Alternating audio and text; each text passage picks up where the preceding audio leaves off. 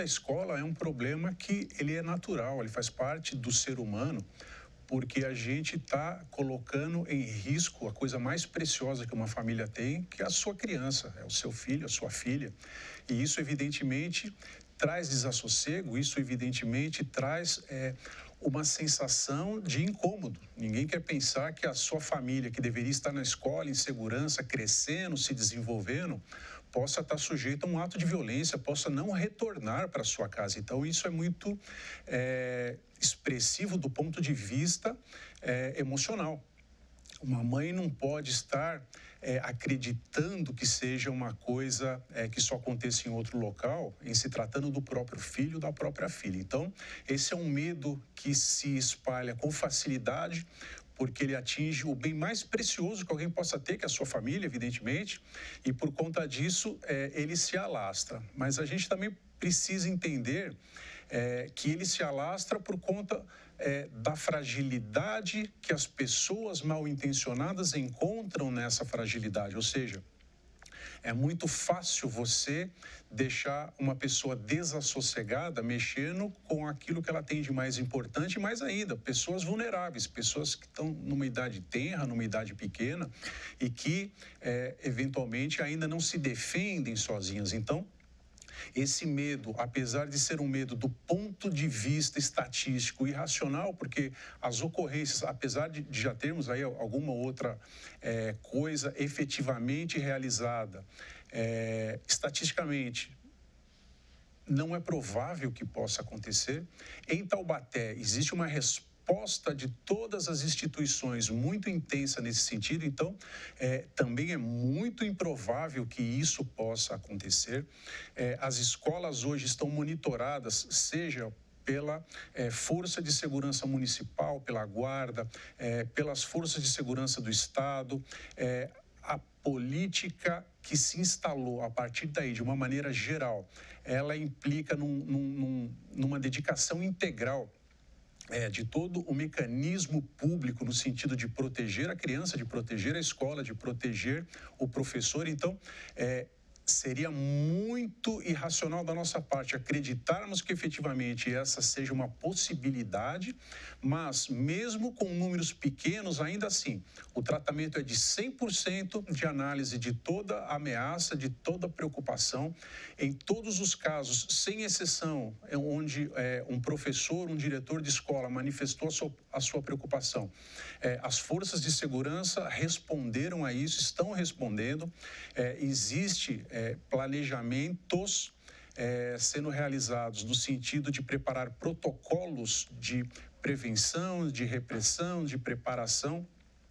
Existe um intercâmbio com o pessoal especializado na psicologia, no entendimento do comportamento dos jovens, para que a gente compreenda, ingresse nesse universo tão importante, tão peculiar, para que a gente afaste qualquer iniciativa de medo a ser disseminado. E a gente fala em medo porque o que existe hoje é a disseminação, a difusão de palavras de medo, e não verdadeiramente de atos realizados contra a escola, contra a criança, contra o professor. Então, a polícia, de uma forma geral, as instituições, de maneira geral, trabalham como um todo, como um panorama geral, não só pensando na violência. Não, a gente trabalha isso como um problema endêmico, que surgiu, um problema do nosso tempo.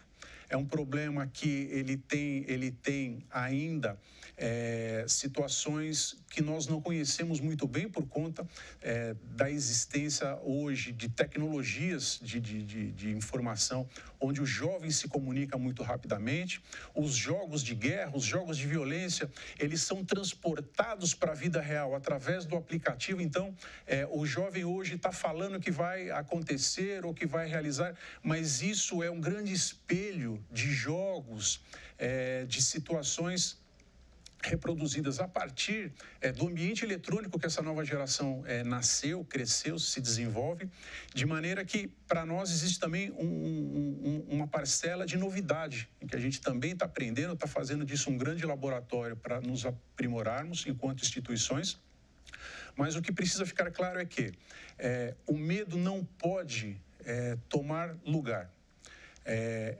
No passado era comum uma notícia de que, olha, vai acontecer aí um problema grave na escola, etc. Tal, e a gente passava a compreender que por trás disso tinha uma data de prova, tinha uma lição de casa não realizada, e isso transportado para os dias atuais, em que a comunicação é instantânea, os meios eletrônicos de comunicação do jovem permitem que ele se comunique com o outro lado do mundo na mesma fração de segundo. Então, existe uma multiplicidade de fatores que potencializam esse comportamento que não é novo, mas ele está sendo atualizado.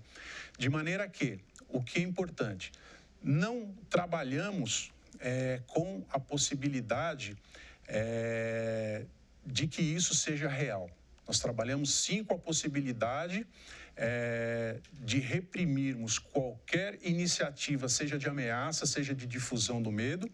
E é claro, em acontecer um fato real, as instituições estão se preparando, estão preparadas para responder a cada evento. Então, o que é importante hoje? Afastar o medo, afastar a ideia de insegurança, afastar a ideia de fragilidade, porque isso é, na verdade, a ferramenta que o mal-intencionado se utiliza para atingir a nossa casa, para desestabilizar o professor na sala de aula, para comprometer aquela data de prova, aquele trabalho que não foi entregue.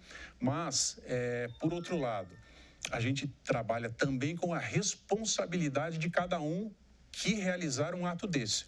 Então, é bom que se diga que isso não fica impune pelo fato do adolescente se achar menor de idade e, mesmo assim, anunciar que vai fazer uma violência, que vai fazer um ataque, porque mesmo sendo menor de idade, ele está sujeito à legislação, ele está sujeito às sanções que o Poder Judiciário e o Ministério Público podem processar no sentido de cobrar dele uma postura em função daquilo que ele possa ter feito e comprometido outras pessoas. Então, nós trabalhamos num cenário geral de prevenção, num cenário de atenção à realidade das escolas, mas também é bom que se diga que o adolescente que se lançar numa irresponsável aventura de promover insegurança, de promover ameaça, de promover paralisação da data letiva, ele será sim responsabilizado como se adulto fosse, porém dentro da legislação específica para a sua idade, mas isso também não ficará longe da responsabilidade que cada um dos atores sociais precisam ter. A polícia trabalha nas redes sociais 24 horas. Na verdade, se nós pensarmos nos últimos dias, vamos colocar o último período de ameaças que se intensificou, a polícia, principalmente na região de Taubaté, ela respondeu a 100% das ameaças realizadas em redes sociais. Em 100% dessas respostas, a polícia obteve a certeza de que aquilo não passava de brincadeira, aquilo não passava da expressão de um jogo transportado para a vida real. A polícia teve a certeza de que aquele jovem, aquele adolescente, ele não passava de um jovem ou um adolescente numa idade matura, realizando atos próprios da sua idade, e não detectamos absolutamente nenhum caso em Taubaté com potencialidade lesiva, seja para o aluno, seja para o professor, seja para a escola, seja para quem pudesse ser. Então, a polícia trabalha assim, monitorando as redes. Existem hoje diversos, e quando eu digo diversos, eu coloco em 2 casas decimais a quantidade de adolescentes já levados para a delegacia, que tiveram seus telefones apreendidos, encaminhados para que fossem periciados, fossem encaminhados aí, para que eles sejam responsabilizados perante a justiça, perante a atuação do Ministério Público pelo que realizaram. Então, se por um lado não houve ameaça real que pudesse ter sido detectada. As brincadeiras, ou assim interpretadas brincadeiras dos adolescentes, têm custado caro a esses adolescentes, que têm sido privados dos seus telefones, privados das suas redes sociais, porque os seus celulares são apreendidos.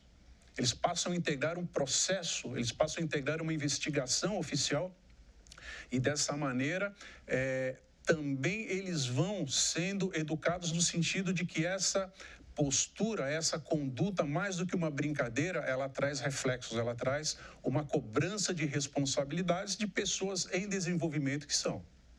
Eu diria que isso é muito mais amplo do que um jogo.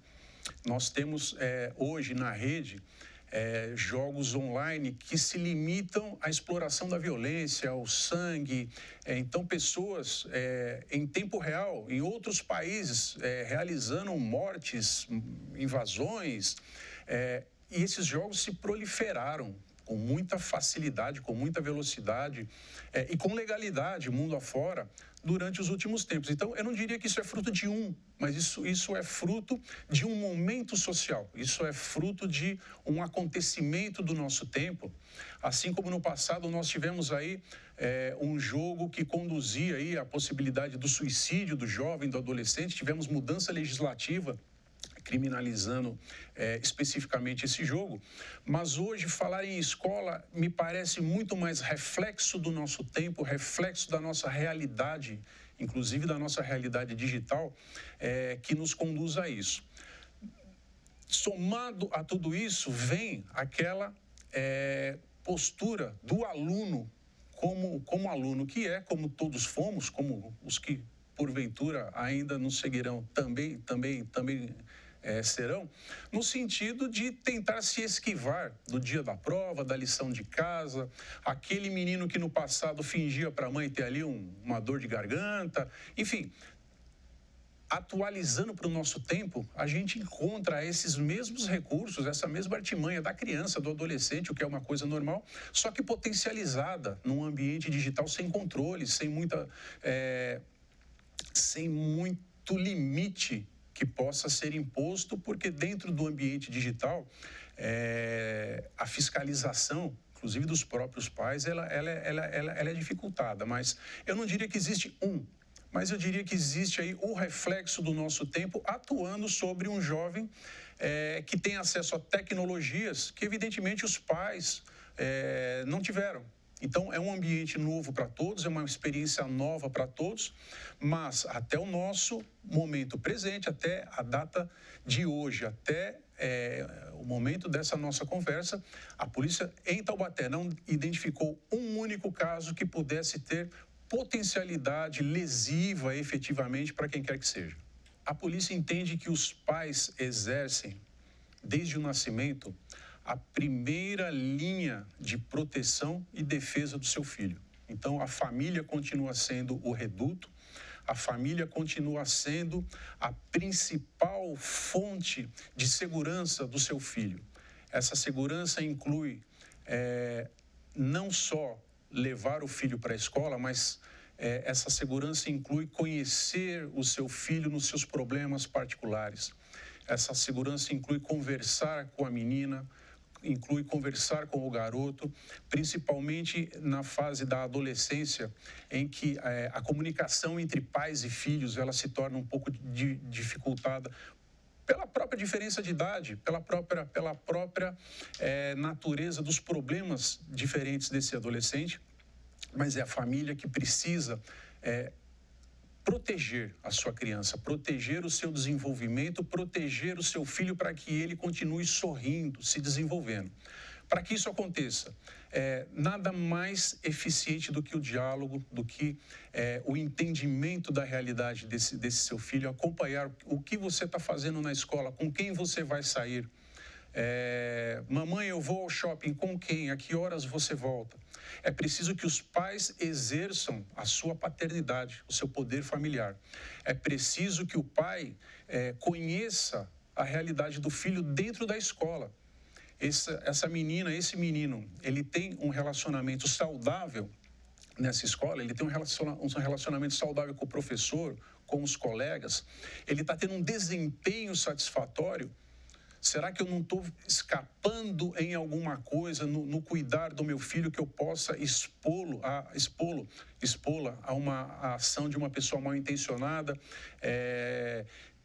que o leve também aí a brincadeiras com consequências sérias? Então, eu diria que na sociedade de Taubaté, a sociedade é acolhedora, é trabalhadora, é uma sociedade honrada, é uma sociedade muito religiosa, é uma sociedade que protege o seu filho, que protege a sua filha. Portanto, eu diria que hoje Taubaté não deve ter problema. Eu diria que Taubaté está protegido pelas instituições. Eu diria que as famílias estão cumprindo com o seu papel, seu poder familiar. E eu diria que a polícia, os órgãos públicos, o poder legislativo, o poder executivo, os demais atores sociais, justiça, Ministério Público, todos estão atuando, cumprindo cada qual o seu papel muito de perto, acompanhando com muita seriedade esse problema. Então, não se deixem abater por ameaça, por brincadeira, por leviandade. Acreditem na sociedade, acreditem nos seus filhos, acreditem na capacidade do seu papel de pai, no seu papel de mãe, e eu tenho certeza que, em breve, essa onda de susto vai passar, essa onda de brincadeiras, de brincadeiras mal intencionadas vai terminar e a gente vai continuar vivendo, sobrevivendo e educando, preparando nossos filhos para que sejam eles os gestores da nossa sociedade no futuro. Então, o que eu posso dizer hoje? Acreditem na vida, acreditem nas instituições e acreditem na sua família.